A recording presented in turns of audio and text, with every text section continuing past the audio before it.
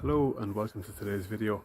Today I'm going to take a look at one of the beds I put together last year. Some of you may have seen the videos when I was putting together a no-dig pollinator friendly bed. So it's kind of been left untouched since late autumn, I'd say, so it's kind of overwintered and some of the stuff has completely died back and some of it just needs a bit of a tidying up. So today I'm just going to have a look at that and the steps involved in giving it a quick clean up. It's not going to be anything huge, but we'll give you a look at the bed now and we can move on from there.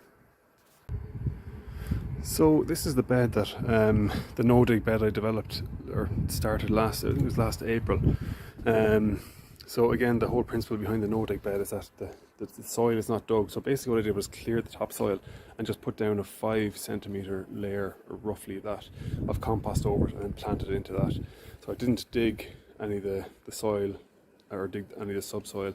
And the idea is that, you know, you just let this leave the soil structure as it is and that will benefit the plants. So I don't have, you can see for the tools I have today, I don't have a spade or a garden fork. What I have is a little trowel, secateurs and a pair of gloves. So just a number of little things that I need to tidy up. As you can see, it's wintered fairly well, and that the cold has kind of killed off a lot of the stuff. Some of it was annuals anyway, and then some of the perennial stuff just needs a bit of tidying up. I suppose what I want to do as well is clear out some of the weeds that have come up over the winter, and there hasn't actually been a huge amount.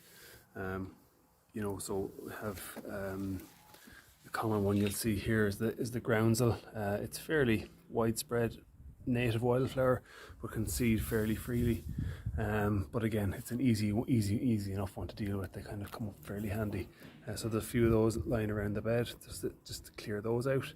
There's obviously some dandelions after getting in there. It's unavoidable, but I'll take those out. I'll just use the trowel for that, just slightly loosen them and pull them out, trying to get the full root. What else do we have here? A couple of annual weeds which aren't too bad to deal with. We have some just in behind here. We have some creeping buttercup. So again, that's a good one to try and get out. So that's coming in from the lawn there beside it. I don't mind it in the lawn, but kind of for the beds, I'd like to kind of keep it clear. A couple of plants that need to be tidied up. These guys that you see here have died back. That was Cosmos, and so it's completely died back. I've collected a lot of seed from that, and there's a few more seed heads hanging on those. So let's see, is there anything of worth in there? We have some calendula, which, you know, there's still some in flower actually, but so I have some fresher plants here that have kind of come up over the winter, because it was quite mild now up to, you know, kind of middle of December or even later than that. But you can see the calendula is kind of spread, and there's a potentilla shrub or small shrub underneath that, so I want to give that a bit more light. So I want to clear the calendula out. This is a brachyscome. Again, it's generally sold as an annual plant, but it's a hardy annual. So again, or kind of a tender perennial as such, whatever you want to call it. But again, it has survived the winter. I'm going to cut it back to the nub, and it should hopefully come back for me again this year. This is a geranium or pelargonium that has seen better days, so I'm going to take that out altogether. Dianthus here is doing fine. What do we have growing in around here? You can see this tall seed here. That's a yarrow. So again, I'll just cut back that head down to the base. There's a nice bit of foliage down towards the bottom. A foxglove with an old flower stem on it there, so I cut that back and hopefully get some new fresh spikes on that this year. Again, here I have a scabiose, which is a pincushion plant, again another perennial, and I have a helenium, then a sneezeweed that just needs a bit of cutting back as well. So there's a couple of bits and bobs here that just can be tidied up nicely. Actually, I have a bit of bacopa here as well. Again, sold as an annual plant. You'll buy it in a lot of, you see it a lot in hanging baskets, but again, it's one that can come back year on year. So again, a kind of a tender perennial or hardy annual. So again, I just give that a bit of a trim as well. Let me see, what do we have here? The lavender, so it just needs a bit of a cut back. I'm not going to do too much with that. This was an old teasel plant, so I've collected a good bit of seed from all these plants, but I think there's a few more seeds knocking around on it, so I might collect those for germination later on. What do we have here? That was an old marigold plant. Again, I'd say there's probably still a couple of seed heads there, so I'm sure there's They'll get a few seeds out of that. And then we have the nasturtium, which you see the frost has really knocked that back, but that's fine.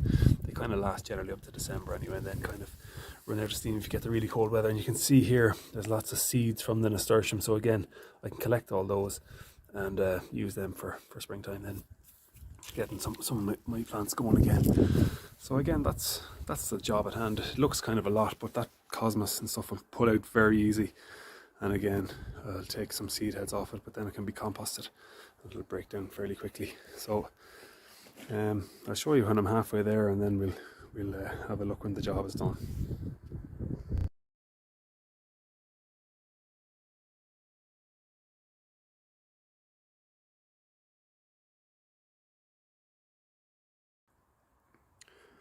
So here we have it with just the larger plants at the back removed. This was the cosmos, a few of the weeds, and the teasel is gone. So you can see even the difference it makes there already. The bed is already looking clear. And I'm sure there's a lot of seeds. I'm going to collect a lot of those nasturtium seeds, but there'll be a lot of seeds lurking in that soil as well, because there was poppies and other bits and bobs, and a lot of the calendula seeds will have dropped down there as well. So I will hopefully have other plants coming up naturally in that bed, and that's the idea behind it. It is a pollinator friendly bed, so I'd like to keep it somewhat natural, and I don't have to plant everything. But again, I will try to put a bit of more shape in it. I had sunflowers at the back of it there originally, and when they went back, I put the compost in, or sorry, the cosmos, excuse me. So again, it is generally an evolving bed over the season, but yeah, so that's kind of halfway there. So it just needs a little bit more of a tidy up cut back, and a few weeds come up, and then it'll be certainly not the finished product, but certainly on the way to getting it back into some sort of shape.